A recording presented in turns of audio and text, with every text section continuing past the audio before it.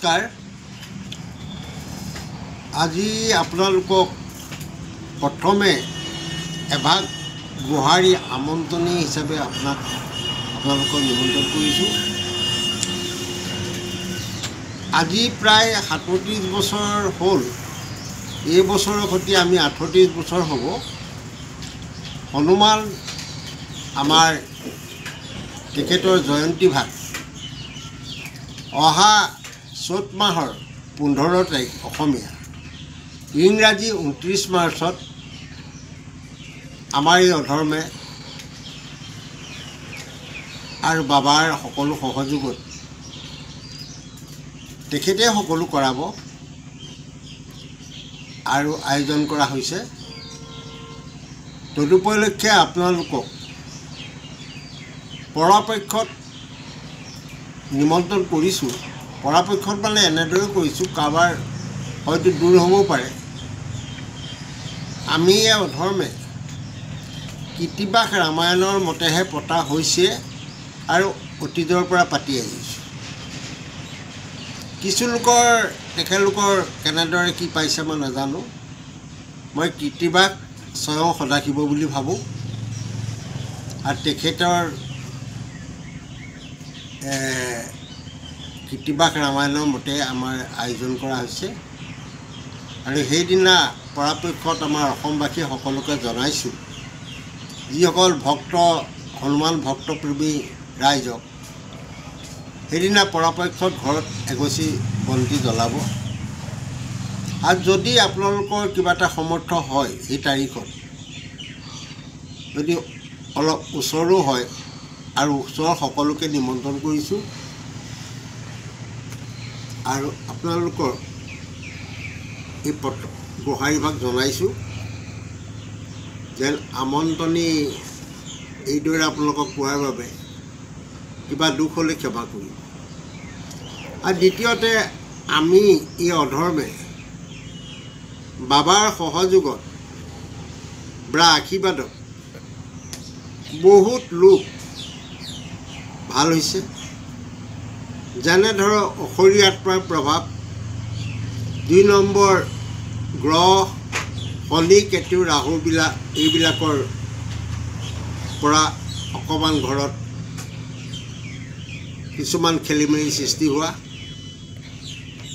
আৰু 2 নম্বৰ আইসকলৰ প্ৰভাৱত কিছু লোকৰ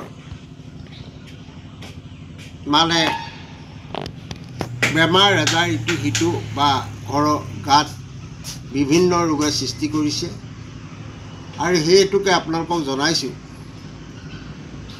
যদি আপোনালোকৰ আৰু বহুতো আছে বাৰু, সময়ত কম, আৰু আমাৰ যোগাযোগৰ নাম্বাৰটো দিলোঁ। মোক ৰাইজে কোৱা কাৰণেহে দিবলৈ আগবাঢ়িছোঁ।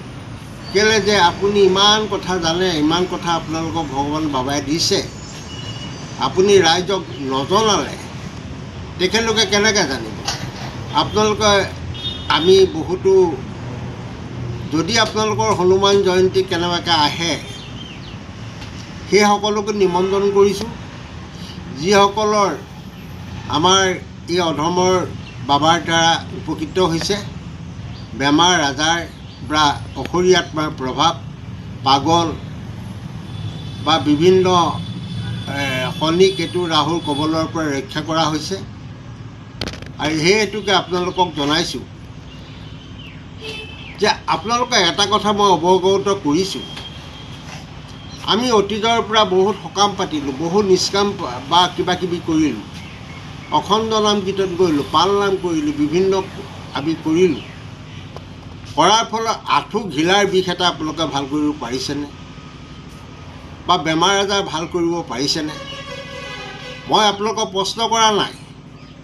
আপোনালোকৰ পৰম্পৰাই যিবিলাক কৰিব লাগিছে ৰীতি কৰি থওক। নকৰিলে আমাৰ সমাজখন বহুত মানে বেলেগ এটাৰ অশান্তিৰ সৃষ্টি হ'ব বা কিবা কিবি হ'ব, আৰু মানুহৰ ধৰক এটা শান্তিৰ পৰিৱেশ আহিব। অহাৰ কাৰণে নামঘৰলৈ গৈছে, নাম লৈছে, বিভিন্ন হেৰি কৰিছে। তাত মোৰ কোনো সংঘৰ মাহেকীয়া বুলি মোৰ কোনো কথা নাই। কিন্তু আমাৰ বাবাৰ দ্বাৰা বহুতখিনি উপকৃত হৈছে, আনকি কেঞ্চাৰ বেমাৰ পৰ্যন্তও ভাল হৈছে। আৰু এতিয়া কালি পৰহি এজনী ছোৱালী এটা অসুৰীৰ আত্মাৰ প্ৰভাৱত তেওঁ মৃত্যুও হ'ল। সেই আত্মাটো অঁতৰাই ছোৱালীজনী এতিয়া বৰ্তমান ভাল হৈছে। সকলোখিনি আপোনালোক গম পাব। আপোনালোকে কৰ্মত মোক বিচাৰক, মোক কথাত বিচাৰিব নালাগে, কৰ্মত বিচাৰক। আপোনালোকে যদি আপোনালোকৰ এই প্ৰতি বিশ্বাস হয়, বাবাৰ প্ৰতি যদি বিশ্বাস আছে, তেতিয়া আপোনালোকে আহিব। যদি বিশ্বাস নাই, বোলে দুলাল বৰাই কামটো কৰি দিব, সেই বুলি নহয়। আপোনালোকৰ ভগৱানৰ প্ৰতি বিশ্বাস ৰাখি আপোনালোকে আগবাঢ়ি আহক। মই ইয়াকে ক'লোঁ। আৰু মোৰ ৰাইজে কোৱাৰ কাৰণে মই এনেকৈ গুপুত হিচাপেই ৰাখিছিলোঁ কিছুমান কথা। ৰাইজে ক'লে যে আপুনি ইমান কথা জানে বা কিবা কিবি জানে, আপুনি কওক। আপোনাৰ বহুত মানুহ এতিয়া বহুত হেৰিত পৰি আছে, কষ্টৰ মাজেদি চলাই আছে। আজি আপোনালোকক ইয়াকে ক'লোঁ আৰু নিমন্ত্ৰণী গোহাৰিভাগো জনালোঁ। ইয়াকে কৈ আমি এই দুয়োৰে আকৌ পুনৰ প্ৰণাম জনাইছোঁ। নমস্কাৰ।